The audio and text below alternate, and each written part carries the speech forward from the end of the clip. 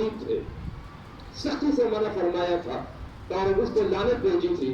پھر آپ صلی اللہ علیہ وسلم نے اجازت دے دی اور فرمایا فإنها تذكر الآخرة. ٹھیک ہے، قبرستان میں زیارت قبور کے لیے جا سکتے ہو، اس لیے کہ اس سے آخرت کی یاد تازہ ہوتی ہے. اسی طرح وہاں جا کر دعا بھی بندہ کر سکتے ہیں، سارے ثواب بھی کر لے، لیکن اس کے کوئی وقت متعین نہیں ہے.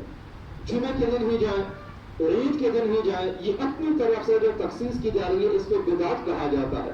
لہٰذا موجودہ حالات میں جس طرح کے لوگ انتظام کے ساتھ قبرستان جاتے ہیں اور وہاں پہ دعائیں کر رہے ہوتے ہیں اور اس میں بے پردگی ہوتی ہے، عورتیں بھی جا رہی ہوتی ہیں اور ضرب برق لباس پہنا ہوا ہوتا ہے، شریعت میں اس کی قطعاً اجازت نہیں ہے. کسی اور دن چلے جانا چاہیے اس سارے سالات کے لیے، لہٰذا اس طرح عید کے دن جانے کا اہتمام کرنا درست نہیں ہے.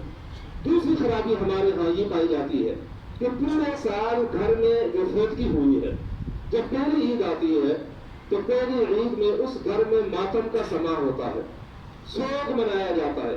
گھر والے عید نہیں کر رہے ہوتے، کپڑے نہیں پہنتے، رو دھو رہے ہوتے ہیں. یہ بھی قطعاً ناجائز ہے اور حدود شرع سے تجاوز ہے. شریعت ہمیں یہ کہتی ہے کہ خوشی کے موقع پہ خوشی ہونی چاہیے حد کے اندر رہتے ہوئے، اور غمی کے موقع پہ غمی ہونی چاہیے اور وہ بھی حد کے اندر رہتے ہوئے. اب پورا سال گزر گیا، اب عید کا موقع ہے تو لوگ جو ہے وہ رو رہے ہیں اور جو خوشی ہے اس کو غمی میں بدلا ہوا ہے. اسی طرح یہ بھی ہمارے ہاں بہت بڑی خرابی پائی جاتی ہے اور رسم ہے کہ دور دور سے لوگ اس گھر میں تعزیت کرنے کے لیے آتے ہیں. لیکن فلاں گھر میں فلاں کا والد فوت ہوا، چلو وہاں چلے جاتے ہیں اور وہاں جا کر دعا بھی کرتے ہیں، تعزیت بھی کرتے ہیں. یہ قطعاً حرام ہے، ناجائز ہے، کیونکہ دوسروں کے غم کو دوبارہ تازہ کرنے والی بات ہے. اور تعزیت تو صرف 3 دن کے اندر ہو سکتی ہے بس.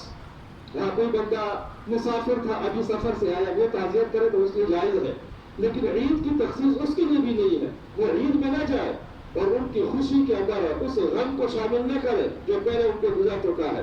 پھر عجیب بات یہ ہے کہ فوتگی کے بعد درمیان میں شادی کی تقریب تھی، دوسری تقریبیں تھی، خوشی کی تقاریب ساری کی ساری منائی ہیں، لیکن جب شریعت کا حکم آیا کہ خوشی مناؤ، اس موقع پہ وہ جو ہے دل ماتم شروع کر دیا.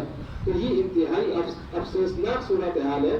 ایسی چیزوں سے بچنے کا اہتمام کرنا بہت ضروری ہے.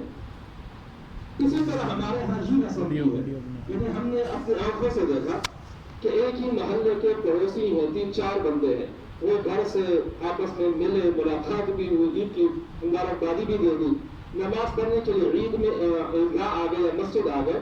نماز عید پڑھنے کے بعد پھر اٹھے، مسلح کندھے پہ رکھا اور جو جھپکیاں پانی شروع کر دی، معانقہ شروع کر دیا، عید مبارک ہو، عید مبارک. اس کا کیا مطلب ہے؟